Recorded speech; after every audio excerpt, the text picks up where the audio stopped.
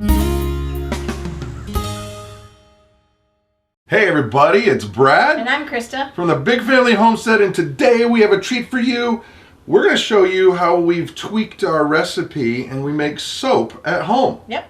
And it's easy. It is. And she's really good at it. So here we go. Making soap at home is not hard. Nope. But you have to be very, very careful. Very careful. You're dealing with some chemical reactions that can burn you. Yep. You do not want to get it in your lungs. Bad juju happens. So make sure the babies are in bed and everybody's where they should be, and that way you don't have any interruptions. Yeah, because once you start this process, you can't stop in the middle. No. And one thing about the way we do our soap, we've tweaked it over the years.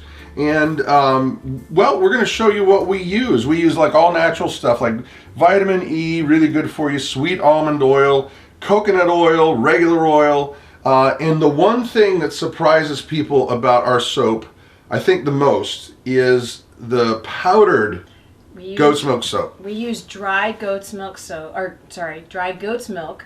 It is much easier to work with than fresh goat's milk.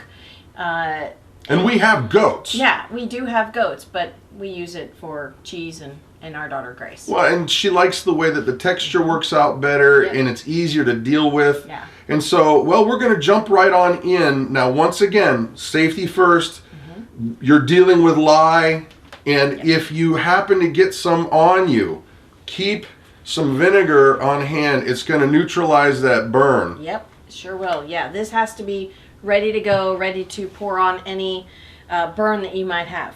So, protective gear. Yep. And what you don't see, guys, is that there's a fan kicking above us, and there are two windows open behind the camera.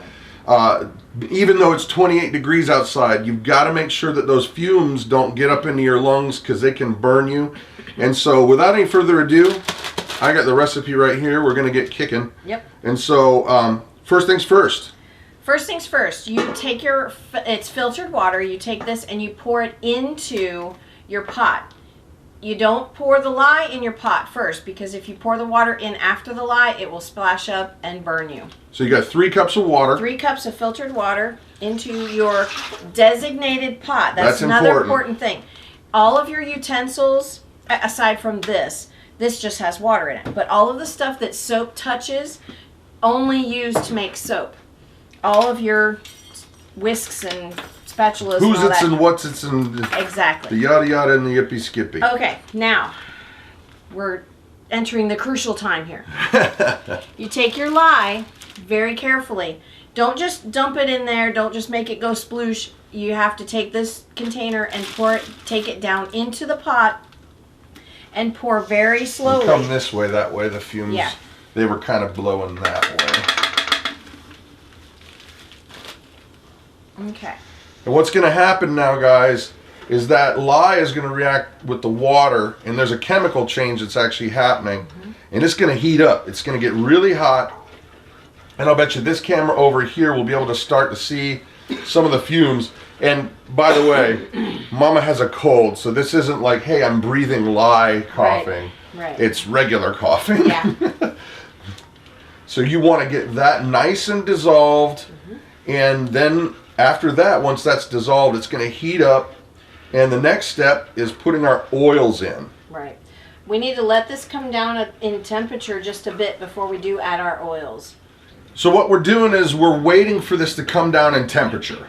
Yes, to about 170 degrees, because when you add your coconut oil is going to be a little solid, so it will, excuse me, it will reduce that temperature down a bit more, so it'll be easier to work with. So we're about there. Yep, we're about there. All right.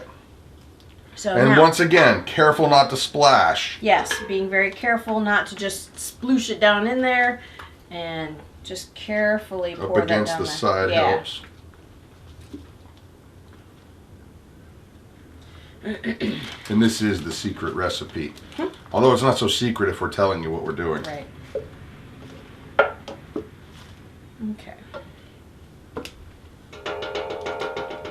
And then you mix that in and we add in our oil, our other oil, vegetable oil. Right. So we're going to carefully, slowly stir this around. And you see how that's melting? Yep.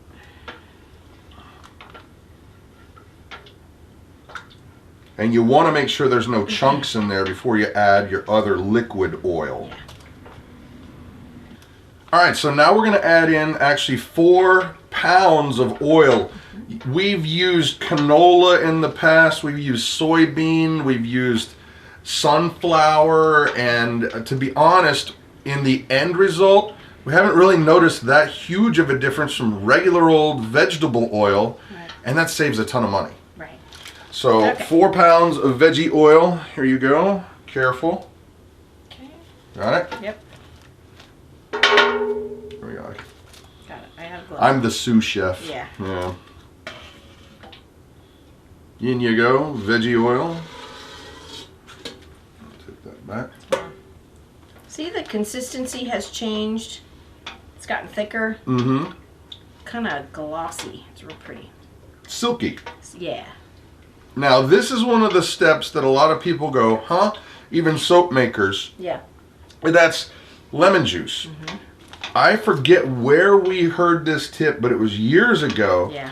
And it changes the pH of the soap in a way where when you're using it, when it's done, it makes it real silky. Yeah, it's the adding the lemon juice is you think it's not very a good add, but it really does change the consistency and the yeah, it's really nice. Well, and here's another thing too. Take a look at this lemon juice. This is nasty and It's old. old.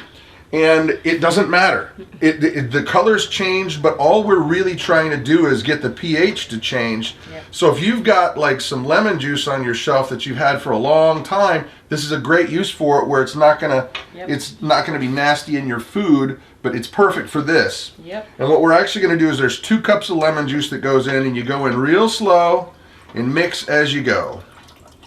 And once again, try not to sploosh, mama. I'm trying not to. Next is the dry goat's milk, and we have 1/3 cup of the dry goat's milk. Now we're going to whisk in the goat's milk. You can use fresh. She just likes the way that it works out better with the powdered. Well, and if you use fresh goat's milk, it's a whole different process. Okay, next up we've got 2 ounces of stearic acid. I'm going to be very careful, and you go ahead and whisk, and we are not going to sploosh, because we don't want any of the bad mojo on us. There we go. And we actually use a coffee filter for this, because now we just throw it away.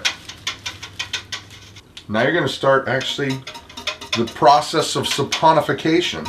And that is when all these oils and the lye and the water, it's all going to get whipped together in a way where it actually does what's called saponification, where it becomes soap. So I'm using this immersion blender because it will go a ton faster.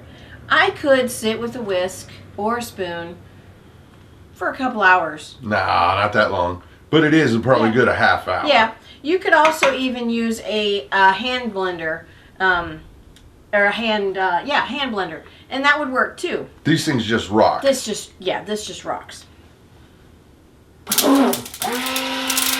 And that crunching sound, that's because we got a really old blender. Yeah. Now what she's looking for is what's called trace. And I'll let her explain better once it actually happens, because it's a lot easier to see it than it is to describe it.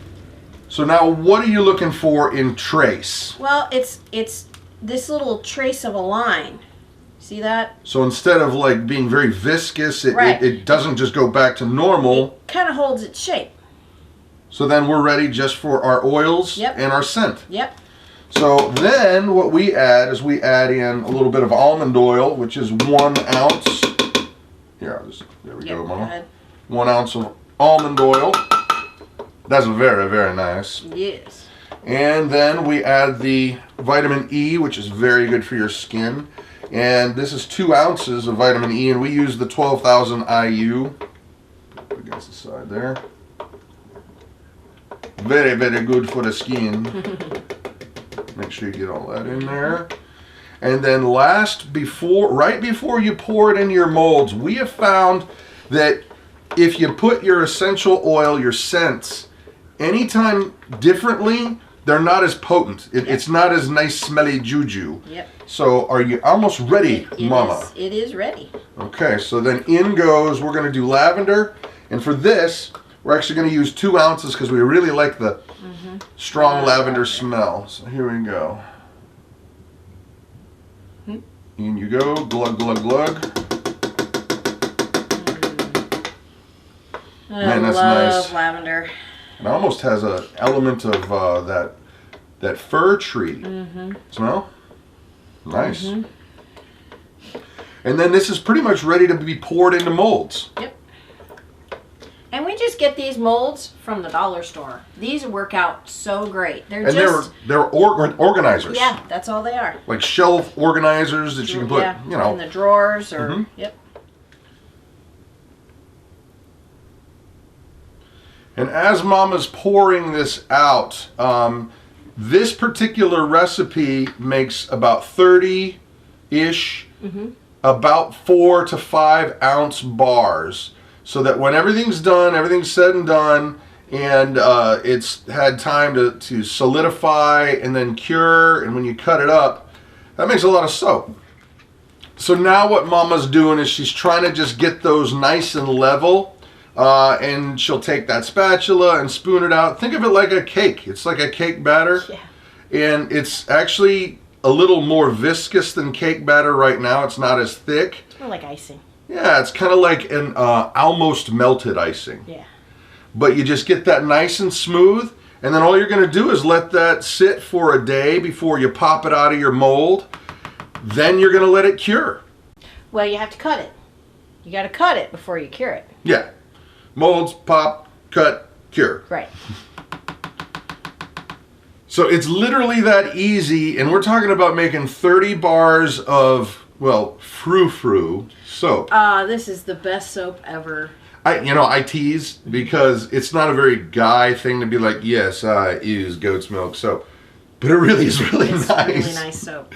And so now, like you said, you're just going to wait a day, pop it out of the molds. Right. Then give them a good cut. I measure them to be about 1 inch wide. Oh, and here's the cutter she uses. Oh, yeah, so it's crinkly. It's really cool. Crinkly cut. Yeah.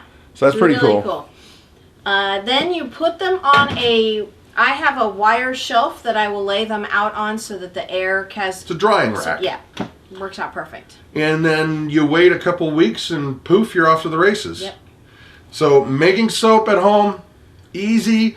You can kind of put your own spin on it, which is cool. Like if you really wanted to use some more high-end oils, you can. Yeah. We've just come to this recipe from trial and error over this, 3-4 years now. 6. Time flies when you're married to someone as awesome as you. That's right. So anyway, hope that helps. Safety first. Yes. Safety first. Well, there you have it. Yep. I'm Brad. I'm Krista. You guys, if you want to make soap, cool. Go have an amazing day. By the way, here is the finished product. I forgot to show you. We wrap them up all cool like this, and they're just great. So anyway, you guys have an amazing day. Goodbye.